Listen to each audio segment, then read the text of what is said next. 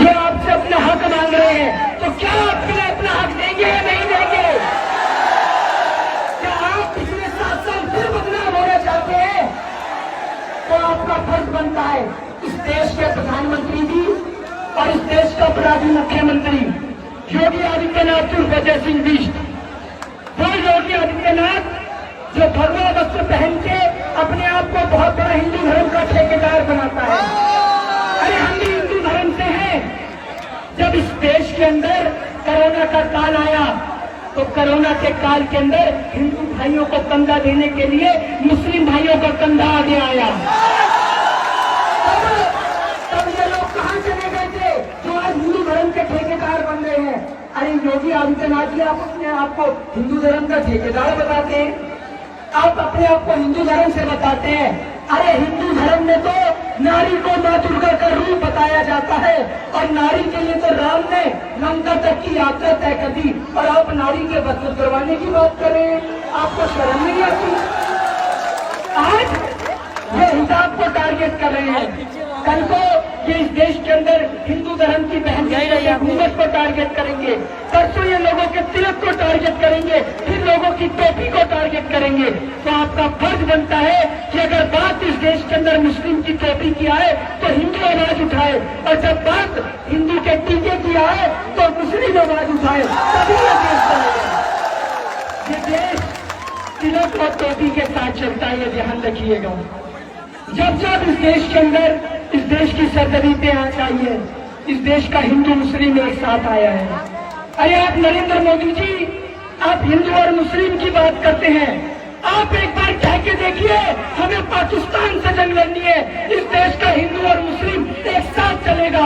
लेकिन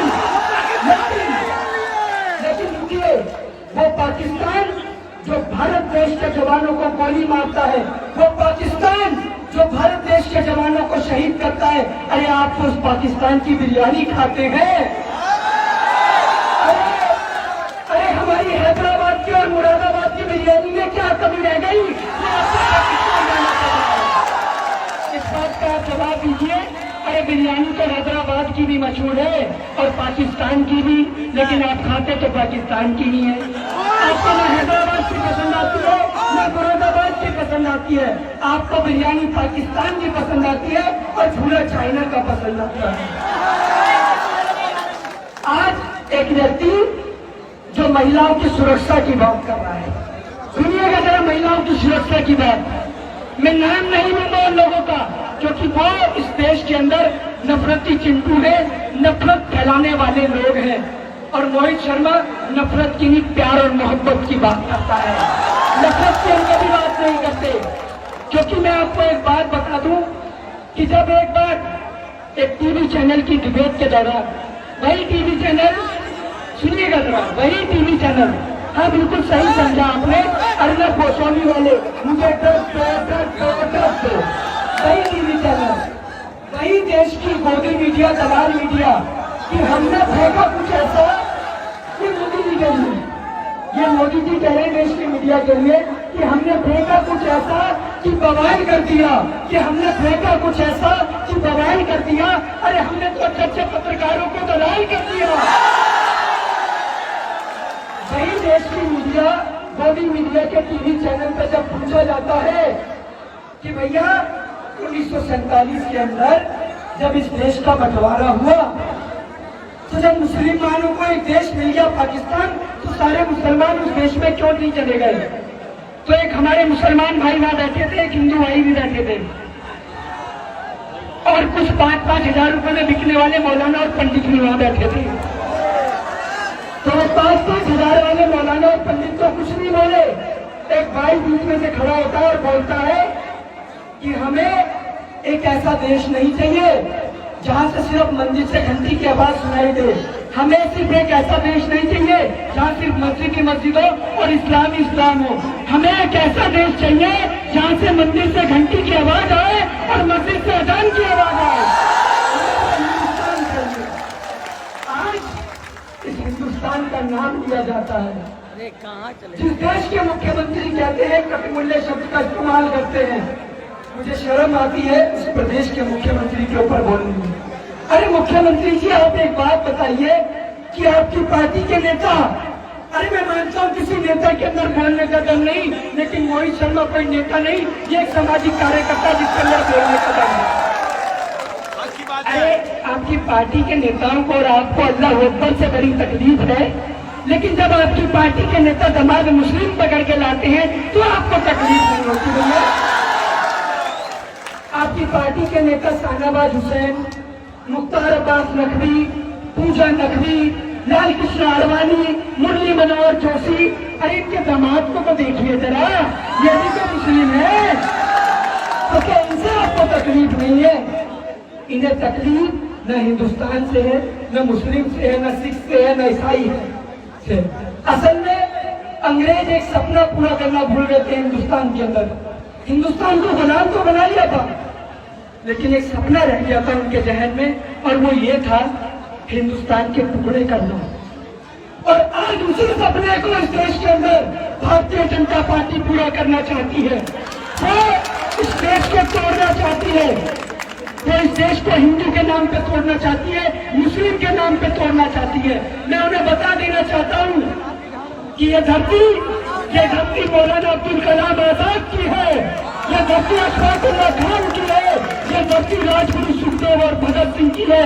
और माँ की कसम खाते हैं और सौगंध इस धरती की खाते हैं, अगर कोई भी इस हिंदुस्तान के टुकड़े करने का प्रयास करेगा तो बीच सच्ची और फाड़ कर देंगे। हिंदुस्तान को बचाने की है। अरे अगर आप सावरकर हो, अगर आप नाथूराम गौडसे हो, तो हम भी जलियांवाला बाग है, चलाइए जितनी गोलियां चलानी है। यहाँ एक नहीं 1 लाख सीने खड़े हैं, 1 करोड़ सीने खड़े हैं, आप चलाइए गोलियां। ना हम आपकी गोली से डरते हैं और ना हम आपकी जेल से डरते हैं। अगर आप हमारा हाथ तोड़ेंगे तो आप में प्लास्टर लगा के दोबारा खड़े होकर बोलेंगे, क्योंकि बोलते वही है जो जिंदा होते हैं, मुर्दे कभी बोला नहीं करते। और अगर हम जिंदा है तो बोलेंगे और आखिरी सांस तक बोलेंगे, क्योंकि गीदड़ की 100 साल की जिंदगी से बेहतर है शेर की 1 साल की जिंदगी जीना। और हम इस मिट्टी के शेर हैं, और अगर आपने इस मिट्टी के 2 शेर को ताकत नहीं दी, वो बनारस वाले मिश्रा जी हो चाहे परवेज कादरी हो, तो ये ध्यान रखिएगा कि हिंदुस्तान और बनारस दोबारा कभी मौका नहीं देता।